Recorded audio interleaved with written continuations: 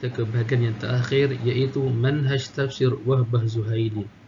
Serba sedikit tentang beliau. Beliau dilahirkan di kota Dir Atiyah, iaitu berdekatan Damsyik di Syria pada tahun 1932 Masihi bersamaan 1352 Hijrah.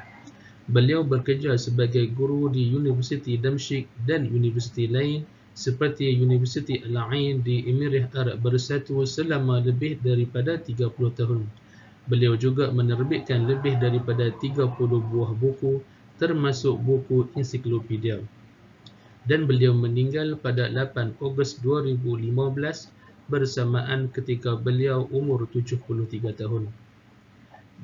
Di antara manhaj Wahbah Zuhaili adalah membahagikan ayat-ayat Al-Quran kepada topik-topik dengan tajuk yang jelas, penjelasan tentang apa yang terkandung dalam setiap surah secara umum, penjelasan mengikut gaya bahasa, menunjukkan sebab turun ayat yang sahih sahaja, tafsir dan penjelasannya, mengeluarkan istinbat hukum daripada ayat, dan yang terakhir perbahasan balaghah.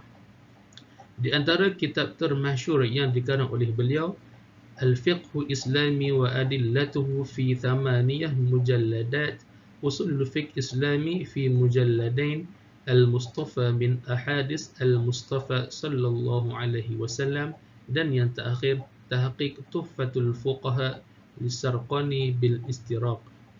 Dan yang terakhir, khulasah yang dapat kami simpulkan daripada perbincangan pada kali ini adalah kami bawakan contoh bagi manhaj tafsir bil Ma'sur dan juga manhaj tafsir bil Ra'i al-Mahmud.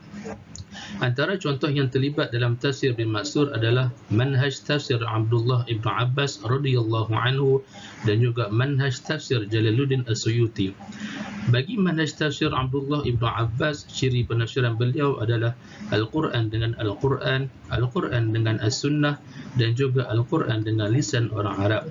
Bagi manhaj tafsir Jalaluddin As-Suyuti pula, beliau menafsirkan Al-Quran secara tahlili, iaitu dengan menjelaskan ayat-ayat Quran dengan meneliti aspek bahasa dan seluruh maksudnya, mulai dari huraian makna perkataan ijaz, balaghah, munasabah, wajhul al-munasabah, serta dengan bantuan latar belakang asbab nuzul berdasarkan riwayat-riwayat yang berasal dari Nabi, sahabat dan juga tabi'in.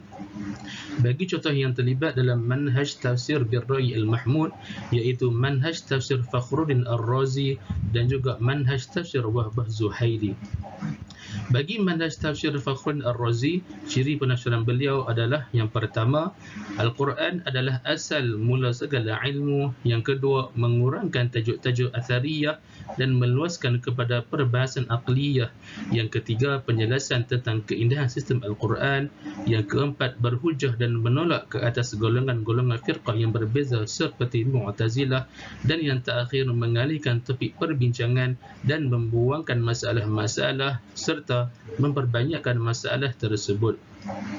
Dan yang terakhir, manhaj tafsir Wahbah Zuhaili pula, ciri penafsiran beliau adalah beliau membahagikan ayat-ayat Al-Quran kepada topik-topik dengan tajuk yang jelas, penjelasan tentang apa yang terkandung dalam setiap surah secara umum.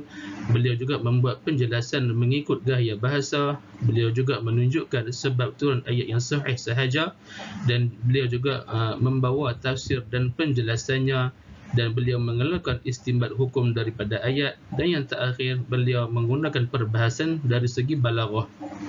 Sekian daripada kami. Assalamualaikum warahmatullahi wabarakatuh.